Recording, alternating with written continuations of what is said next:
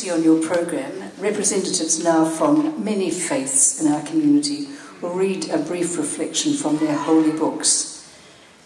I won't introduce them one by one. I'll ask them to come forward as shown on the programme. There's Mr. Vinod Kumar, President of the Hindu Council of New Zealand. There's Dr. Anwar Ghani, President of the Federation of Islamic Associations of New Zealand. Mr. Raj Bedi, Secretary of the Auckland Sikh Society. The Venerable Gyalten Wangamo of the Buddhist Dorje Shan Institute. Mr. Homi Shroff of the Zoroastrian community.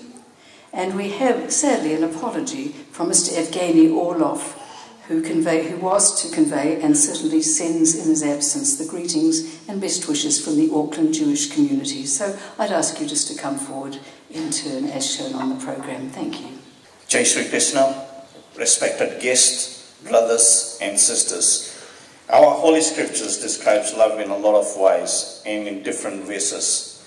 But in summary, Bhagavad Gita tells us that each human being is divine at the core, is God as a super soul, resides in the heart of all beings, from where a fountain of perfect love springs out in our lives.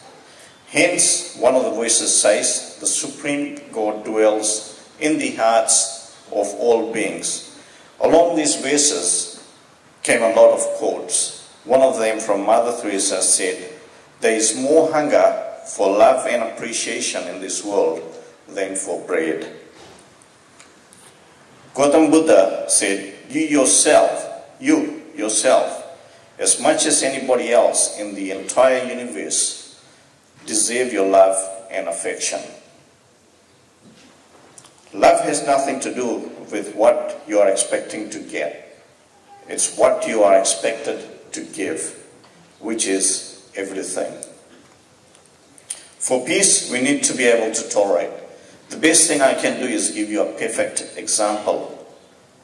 Fights erupted soon after India's independence among Muslims and Hindus about 65 years ago. A Hindu father's son was killed by a Muslim man, and in retaliation and revenge, this Hindu man went and killed the parents of a Muslim boy.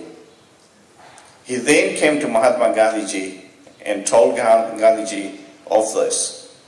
Following the scriptures and teachings of Hindu thoughts, Mahatma Gandhi told the Hindu father to bring the young Muslim boy to his home, bring him up as his own son, but with one condition: bring him up as a Muslim. This is tolerance, as per Hindu belief. To finish off with the final quote along our scriptures, a person said, what most people need to learn in life is how to love people and use things, instead of using people and loving things. Thank you. Your Highness, Prince of Harcourt, Honourable Bill English, the leaders of the various faith groups, I would like to read a couple of lines from the Noble Quran, the Book of Guidance, for us, and would like to relate from there the act and the generosity of Mother Teresa, how it fits in. And these are a couple of lines which were relayed by Angel Gabriel to Prophet Muhammad, relating the events and the communications of the period of Prophet Moses. And it says, أعوذ بالله من الشيطان الرجيم بسم الله الرحمن الرحيم والذين آمنوا وعملوا الصالحات أولئك أصحاب الجنة هم فيها خالدون وإذ أخذنا ميثاق بني إسرائيل لا تعبدون إلا الله وبالوالدين إحسانا وذي القربى واليتامى والمساكين وقولوا للناس حسنا وأقيموا الصلاة وآتوا الزكاة ثم توليتم إلا قليلا منكم وأنتم معرضون. The brief translation is that relating to those who believe and do good deeds, they are the dwellers of the garden in the paradise. Be respectful to your parents and be respectful to the people who have helped you, and be respectful and mindful of those who are not as well blessed with wealth and power and resources. Make sure that you look after them, and particular reference to those who are orphans and needy.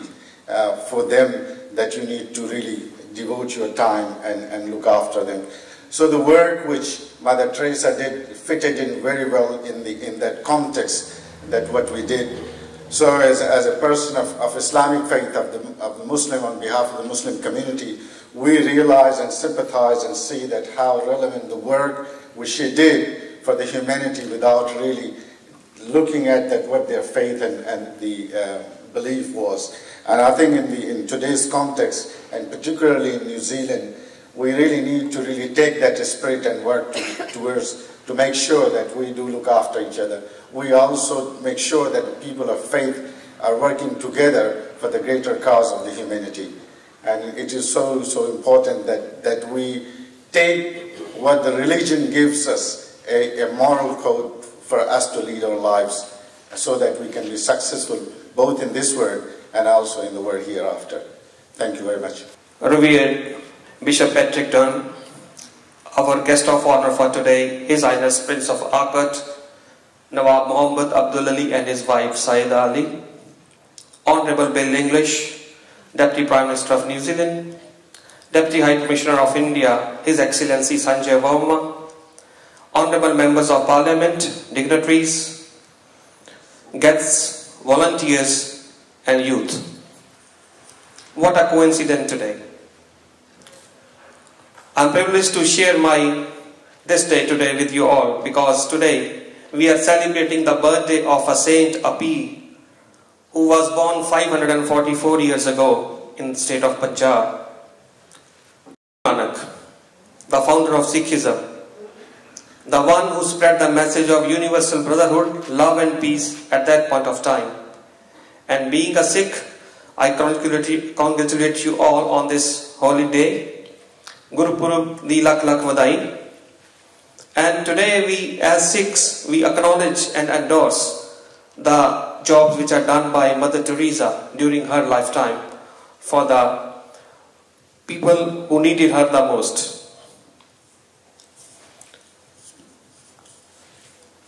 Guru Nanak Dev Ji put in practice a vision of love, peace and welfare of all the humanity. He laid the foundation for the concept of fatherhood of one God, that is Ek Onkar, and brotherhood of all the mankind. Avale Allah Noor Upaya, Kudrat de sab bande, Ek Noor te sab jag upjaya, Kaun pale kaun mande. God created the light of which all the beings were born. So who is good and who is bad? If all are good, nobody is bad. Then love and peace will prevail all over. If there is no conflict, love and peace will prevail throughout the world. May I take this opportunity to encourage all of you, including myself, to carry forward the message of love and peace as far as we can go in our respective capabilities and capacities, because sab mein sacha eko soi, jiska kiya sab kich hoi. Lord resides in all us.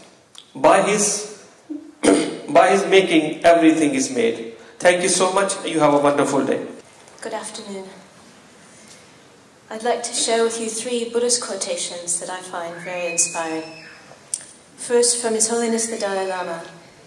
The greatest degree of inner tranquility comes from the development of love and compassion. The more we care for the happiness of others, the greater our own sense of well-being becomes. Cultivating a close, warm-hearted feeling for others automatically puts the mind at ease. And from the great 8th century Indian Buddhist saint Shantideva, let this body only do actions that cause no harm to others, and whoever looks at or thinks of me, may it never be meaningless for them.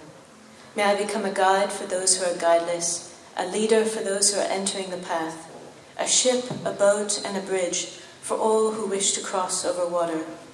May I become a beautiful garden for those who seek one, a light for those who look for light, bedding for those who wish to rest, and a servant for all who want me as their servant. like a wish-granting jewel, a wish-fulfilling vase, powerful mantra, great medicine, and a wish-granting tree, may I fulfill all the wishes of sentient beings. Just like the sky and the great elements, earth, water, fire, and wind, may I always be the means of living and the cause of happiness for sentient beings equaling the limitless sky. As long as space exists, as long as sentient beings exist, may I too abide and eliminate the suffering of sentient beings. And finally, also from His Holiness the Dalai Lama, love and compassion are the moral fabric of world peace. This type of compassion is what we must strive to cultivate in ourselves, and we must develop it from a limited amount to the limitless. Whether one believes in religion or not, there is no one who does not appreciate love and compassion. Good afternoon, everyone. Today I am going to share with you how the values of love, peace, and charity, which were so dear to Mother Teresa, are reflected in the Zoroastrian scriptures. The reading I have selected is Ushta Ahmai Yahmai Ushta Kamai Chit from the Gathas, which are believed to be the actual utterances of Prophet Zarathustra or Zoroaster. Ushta means happiness, and the meaning of the line Ushta Ahmai Yahmai Ushta Kamai Chit is happiness unto those who bring or give happiness to others.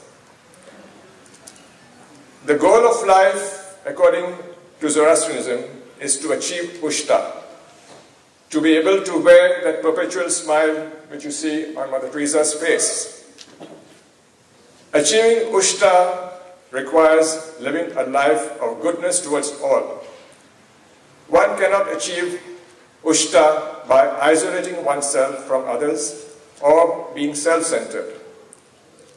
Ushta will be found by those who selflessly serve God's creation and in the peace and happiness they bring to the others with a life well spent and with love. A true Zoroastrian is one who is always ready to assist the poor and the needy. They may not be only those who are materially poor, but poor in mind and spirit too. A true Zoroastrian should be ever ready to provide for the sustenance and comfort of such beings. This he does by either employing those who are ready and able to work, or by being generously charitable to those who are infirm or are undergoing misery. His effort will also be directed towards those who are in need of spiritual support. His goal will be to leave no man destitute of help. If we look at Mother Teresa's life and work, we find they are an epitome of a Zoroastrian way of life. Thank you.